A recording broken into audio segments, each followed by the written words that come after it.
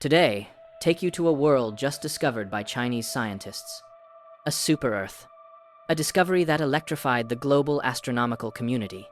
On the 3rd of June 2025, a Sino-German joint research team led by the Yunnan Astronomical Observatory of the Chinese Academy of Sciences officially announced the discovery of a brand new super-Earth, Kepler 725c. This is not science fiction. This is a real world that may harbor life. This super-Earth is located in the distant constellation of Lyra, approximately 2,472 light-years from Earth. That is equivalent to 160 million times the distance between Earth and the Sunday. It orbits its host star, Kepler 725, a late G-type yellow dwarf, highly similar to our Sun, with 95% of the Sun's mass and a surface temperature of 5,395 Kelvin, currently in a stable main sequence stage. The only meaningful difference is that this star is significantly younger, only 1.6 billion years old, and exhibits more intense magnetic activity on its surface compared to our Sunday. A young, restless little sun. And what really gets scientists' hearts racing is what orbits within its habitable zone. Kepler 725c has a mass approximately 10 times that of Earth, an orbital period of 207.5 days, and a semi-major axis of about 0.674 astronomical units, placing its orbit partially within the habitable zone of its host star. That distance means it receives stellar radiation broadly comparable to what Earth receives from our Sunday. More precisely, it receives about 1.4 times the solar radiation Earth gets, and its orbit brings it through the habitable zone during part of each revolution. In the regions of its orbit where it passes through the habitable zone, surface temperatures could fall within a range where liquid water can exist. And liquid water is the first prerequisite for all life as we know it.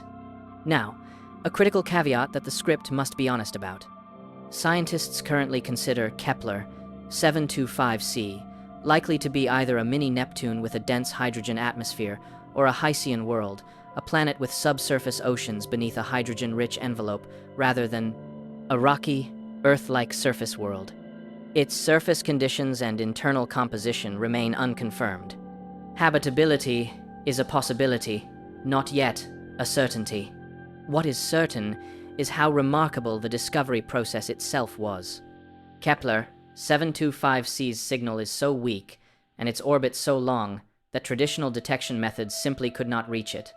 The team used transit timing variation, or TTV technology, for the first time to detect a super-Earth like this. By analyzing the TTV signals of Kepler 725b, a gas giant in the same system with a 39.64-day orbital period, the team successfully inferred the mass and orbital parameters of the hidden planet Kepler 725c, gravitational echoes of a world we cannot even see directly used to prove its existence, its mass, its orbit. The discovery was published in the journal Nature Astronomy on June 3 and represents what the research team called a critical step for China's scientific community in the quest to find a second Earth.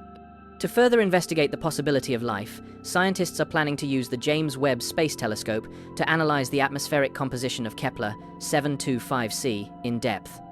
The focus will be on searching for oxygen, methane, and other biosignature gases. On Earth, oxygen comes from photosynthesis. Methane is mostly produced by microbial activity. If that combination were found in the atmosphere of a super-Earth, the probability of life would rise dramatically. But we also have to be honest about the distance. 2,472 light-years away is almost unreachable with any technology humanity currently has. Even the Parker Solar Probe, the fastest human-made object ever built, traveling at roughly 430,000 miles per hour, would take millions of years to get there. Even so, the discovery of Kepler 725c carries profound significance.